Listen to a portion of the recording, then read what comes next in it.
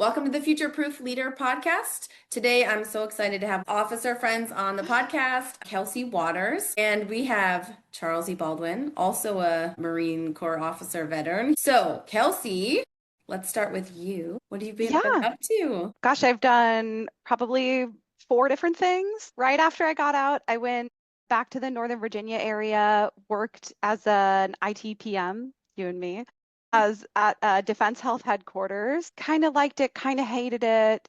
I think PM work is really fun and is a really good transitional role. I also felt like I missed actually leading people. We had matrix resources and it was just very foreign to me. And it was nice to deal with the burnout for a year. And then I was immediately like, okay, when do I lead people again? Then I took a role at Rackspace where I built their network operating centers in the Northern Virginia area.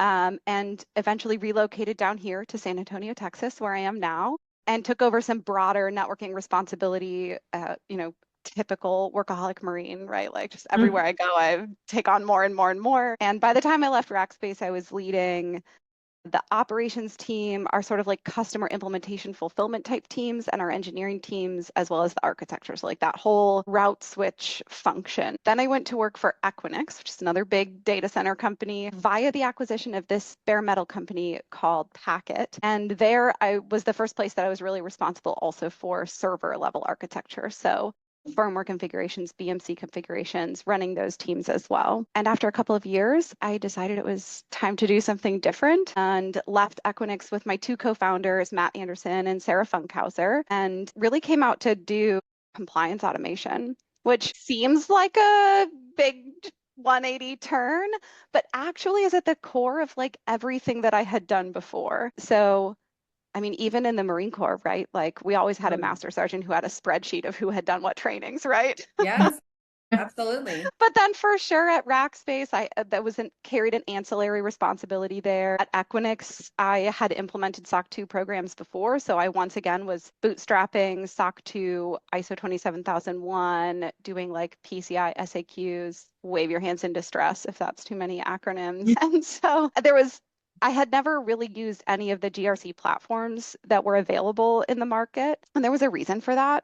Those platforms are all very prescriptive and rigid about how you implement controls to use their tests in their platforms. And so I had always walked away from those 30-minute demos going, I think an Excel spreadsheet is going to serve me better here, which is, I mean, that's a crazy inefficient thing to take on. And so the only reason I would do that is because the solutions in the market were worse. And so when we left Equinix, we came out and said, like, could we build something that actually enabled founders with this level of flexibility and customization that enables them to run cost-effective compliance programs and be compliant with things like SOC 2 and HIPAA, SOC 2 and ISO, these like multi-framework needs. And I've been doing that for the last 2 years. We launched GA in October, so very similar timing to you guys. We're very much in that 0 to 1 journey. For sure. So who is this for? Like, tell me, like, is it a certain industry we're targeting here? Like, does everyone need compliance at a certain capacity and you're kind of customizing it to each one, or is there a niche here? Most companies have some kind of compliance needs. So if you've like never thought about compliance before, I often tell people to think about the last restaurant you walked into and they had, a 8.5 by 11 sheet of paper on the wall that says A, 92 out of 100. They're compliant with, the health department. They have an inspection that they do. We don't do that. We do the technology version of that. So our target companies are SaaS companies, and they're companies that are growing. So they're companies that are saying, I know I maybe need SOC 2 today, but I'm planning on going international this year or within a couple of years. And that's going to bring me in scope of ISO, or that's going to bring me in scope of GDPR. Or from the get-go, I'm in healthcare technology, and that means I'm going to need SOC 2 and HIPAA to ever even sell for the first time. And I may layer in high trust later. So there is this whole cohort of these like really smart founders who know they're going to need to be compliant with these frameworks to go sell, to enter new markets, to close enterprise deals. And that's our mission, is to help them do that. I love it. So you started this 2 years ago? So that's right. And then in just Q4, you launched the actual software. Is it a software? Yep. Launched our GA product. Yeah. That's amazing. And is it still just the 3 of you guys, or have you grown your team at all? It's just the 3 of us. We have a couple of contractors who just helped us accelerate and get into the Yeah. market a little bit more quickly. They've done phenomenal work for us. We also worked with a design firm who helped us do some, like, make a really nice website. So I've been really happy with that. Our first cut was very, very ChatGPT, Claude coded. And so I'm happy with where we are now for sure. Yeah. How have you enjoyed your entrepreneurial journey so far? I know it's still early on, but how's it going? I think Everyone's thinking it's been wild, right? For sure. As all Marine officers, we all know how to teach ourselves things. We all know how to jump in both feet first and have that like bias for action to get things done. And that has served me very well. I think like when you're doing that, those very first steps, that 0 to 1, which is like, go do incorporation. Like you're the head of legal now, you're the CPA now, you're the like Yeah. Mhm. all of a sudden I had all these other things that, I might only do one time in my life. Maybe I'll do twice. Right. But to get enough familiarity to do those tasks correctly and then be the head of sales and be the head of marketing and figure out SEO and now Gen AI EO, Yeah. but get picked up by the LLMs and then actually run the product and do customer support and build and lead a team and all of that. So I think, it's still easier than being deployed. I think it's still better than corporate and deployment. Better, vastly better than Yes. harder than being in a corporate environment, but vastly Yeah. better. Every dollar you earn, you have really earned it when you're doing it for yourself versus corporate. It just, I mean, obviously you still have to earn it, but it just doesn't hit the same. And same with like the risk. Every dollar you spend, Yeah. it feels different when it comes out of your own account, right? Yeah. So it's a journey. On the Everyone I flip talk to side, is like it's a roller coaster. The highs are yeah, high, and we've experienced that. Like we've already been on the roller coaster. Yeah. Like I'm done. And like Yep. one week it could be like, oh man, this is fantastic, and the next week it's like, oh, what's happening? Yeah. And then I'm like, oh Yep. wait, we need to do X, Y, and Z. And like we're just hard charging. We have zero pay. I don't know about you, but our patience level, because we're like so motivated and dedicated, we're like, oh yeah, we're gonna do this. It's hard to channel the focus. Like just be like, okay, let's just focus on this and ride it, see what's gonna happen, and then we'll switch gears. We just are hard charging our clients, obviously, like wanting to be like make everybody super successful, but at the same time, like trying to strategize, but also sales, also finance, all that stuff is pretty overwhelming. Like no one really Yeah. tells you when you jump into this, like, yeah, so I'll just make my own hours. I'm gonna have all this free. No, you're gonna work your butt off and you're gonna have to do it or you're gonna fail. Yeah. And I think I've over time worked out some strategies that seem to work and some that worked for a while and don't work anymore.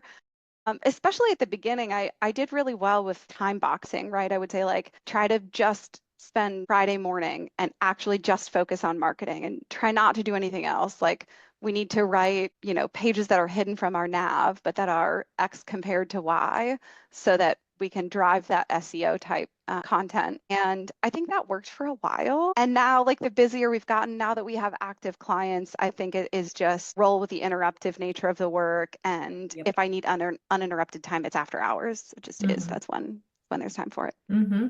I'm big on time blocking, and we found ourselves working in the business instead of on it, because we have some big goals to 10x and to really kind of scale this thing. But it's like this in anything, right? But if you just get stuck in the weeds and with client execution, so like knowing when the right time to grow the team is what we're going through right now, and we're just kind of starting to tackle that. But I say as like behind this screen, I have like a giant Excel spreadsheet where I'm concatenating control references for one of our clients. I think it's critical to do both Yeah. at our team size. Eventually, of course, there's a transitional point where as like the C-suite, we will spend most of our time working on instead of in. But at this early stage, it is as much one as the other. Where's the parameters? Like, have you set company parameters? Like, I feel like we are still establishing those. Like, everyone's just like, just make impossible dreams and goals and like go after 'em. And then when they seem impossible, you're going to work harder to get them if you're investing in your business. But the parameter, like, where do you set that? Like, how many clients, how much revenue before you're like, maybe I should slow down? Gosh, I mean, I hope infinite. I mean, I we know. have our goals, of course. I have goals month to month, quarter to quarter, year to year. I have 5 years out kind of mapped. And And I mean, it's the MBA in me. I couldn't help doing like base, best, worst. Here's another case. Here's a what if this happens. So I have a lot of tabs in a revenue projection spreadsheet and that I try not to look at. I hear a lot of, I think, smart investors and founders talk less at this early stage about like reaching a particular revenue or client count goal and more about seeking high quality product market fit. And so that's what I spend a lot of my time in my time that I spend working on the business. That's what I'm spending it on. And when I do a demo where I'm talking to someone who is like actually our ICP and we're just like vibing and we're like connecting and I'm saying stuff and they're like, yeah, and they're saying stuff. And I'm like, I know, that's why we built this. When we're having that conversation, there is this second thing happening in my brain, which is like, how do I talk to more of these people? How do they find us? How do they reach us? How are we connecting? What's working for them? How do I do everything for this client because they are going to be the people who really get the most out of what we've built? I feel like you've built a very specific system that people really do need, right? Like the compliance thing, getting the word out. Do you have like a social media schedule or like, I see you all the time on LinkedIn. I'm like, that's why I reached out. It's like, look, Kelsey is kicking butt. Like, look at her LinkedIn, like all these, you guys have all these successes. So your social media is on point. Like you guys have a really good strategy. Thank you. I mean, I think especially entering a space that is relatively congested. I say relatively because our approach is differentiated, but if you just search like GRC platform today, you're going to see a lot of options. Yeah. And so I think like we've made a conscious choice. Obviously, I'm not a natural like poster on social media by any means. So it's very much a conscious choice to go say like, let's do something that's organic where we just talk about what's actually happening in our business because we relate to founders both as people who can help them, obviously, and then also as founders ourselves. So in terms of like my schedule, I try to post no less than like 2 to 3 times a week. And I post about like real conversations that I'm having with clients, real discussions that are going on, client achievements. So we just had a company that got their first combined SOC 2 HIPAA, which I was like so excited about. And we'll have a case study out about that in not too long here. Yeah. But just as much I post about, like a pitch competition where we took I home a love prize that. or our raise or whatever. Because I think founders benefit from having all of that. And I saw a talk up at SaaS Talk in Austin, maybe 2 weeks ago now. And it was a CMO for a much bigger company who said like in this era of AI and in like proliferation and in these like dense competitive spaces, your technology can be however good it is, right? But it's your personality is actually your moat. And I thought like, okay, yeah, that makes sense to me. That tracks. I've had clients say something very similar that they like there's AI is AI. There's so many tools out there. You're probably not going to go wrong, right? Like you could pick a tool. Comes down to the people that you want to work with and picking the right person that kind of aligns with what you're trying to do at your business. Yeah. So let me talk more about your product just because I'm still wanting to learn so much about it because I love like supporting other founders. But so when people get their SOC 2 HIPAA, the compliance, how long does it take? Like from start to finish, does it depend on a company or? It depends primarily on what kind of report they're going after. And so there are 2 types of SOC 2 reports. There's type 1 and type 2. Okay. Type 1 is a point in time report. That's an auditor coming in and just saying, do you have these controls in place? End of questions, right? Like this is just, are you established? Do you have a background check policy? Do you have a new hire policy? Do you have a disaster recovery plan? Like what are you building? And then there's a type 2 audit, which is an observation-based audit. And the minimum time frame of observation is 3 months. Okay. So for a startup that's going after SOC 2 for the first time, they can do a type 1 report. Sometimes that's really good if you're a first-time practitioner, first-time founder. Again, as we talked about, like you might only do this one time, right? This might be your first time that you're Googling SOC 2, right? Before the call. That can be really beneficial because an auditor is saying like you have a healthy starting point. For a lot of repeat founders or people who are comfortable using a platform, comfortable using AI to help them implement, I encourage them to go straight for SOC 2 Type 2. And so then the timeline is 3 to 4 months to implement, have the observation period, and then get a closed audit. So the other driver is actually not about the client themselves, but about their end customers. And so if their customers are saying like, you need SOC 2 ASAP, well, then we go type 1 and we get them a report so that they have something to share. If their clients are saying, hey, we have a strong preference for SOC 2 Type 2. We want a high quality audit. This is kind of what we're going after. Then we say, go straight for Type 2, right? Type 1 doesn't do anything for you in that situation. Go all the way. Now, when you're investing in your company, like everything that you do, I mean, it's metrics, ROI, it's what's in it for me essentially. So when people have this done for their companies, what's the return? Like, what does it do for your business? What does that mean for their business? Can they get more business? Can they get high quality business? Like, talk more about that side. That's exactly it. And startups like to buy from other startups, and that is like a very healthy growth pattern for an early stage startup. But eventually, to get on the hockey stick, right, startups need to start selling to enterprises.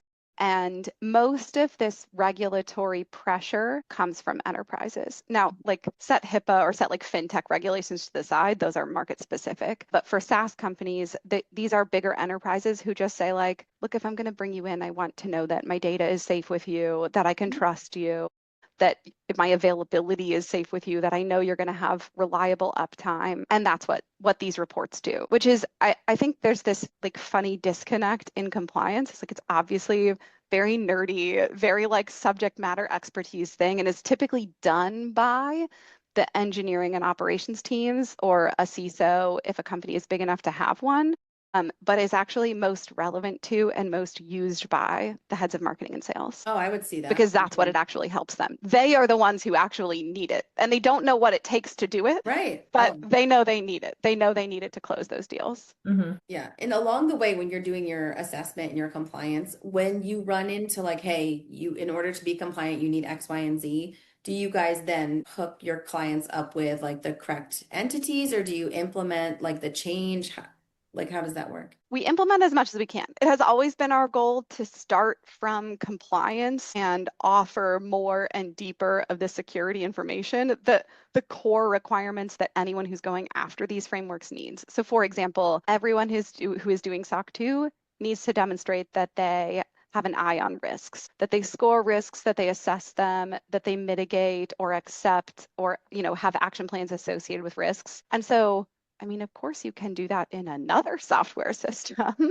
Or if you're already paying OpenLane for compliance, here's where you do risks in our system. Same thing, policies, same thing, procedures, same thing, vulnerability management or personnel management, policy sign-offs. And so I think, again, especially for small and growing companies, like they really value being able to put things in one system.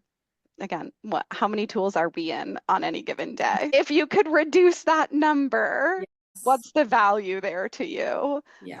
And it's fairly significant, I think. We have a lot of people who watch this podcast who are solopreneurs or have small teams, kind of similar to us here.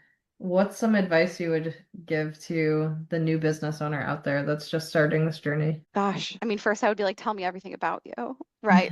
Tell me where you are, because I think that's the one thing that is consistent with all founders is that we are very different. We're solving very different problems. We come from very different backgrounds, and it's hard to cast any blanket advice over like what they may need or what their gaps may be, what their experience may be. But I mean, if there's one thing uniformly that I would say is go after product market fit. Go after like knowing that what you're building makes sense, because I think many founders are people who are dissatisfied with a problem, see something they don't like, and decide they're the people to fix it. And the trap is that we create a solution that we're the only ones who like it. Yeah. And so getting out there and doing that validation, making sure that you're networking, talking to people and finding that fit and building fast and making sure that the MVP makes sense, I think is the most important lesson, the biggest lesson we've learned by far.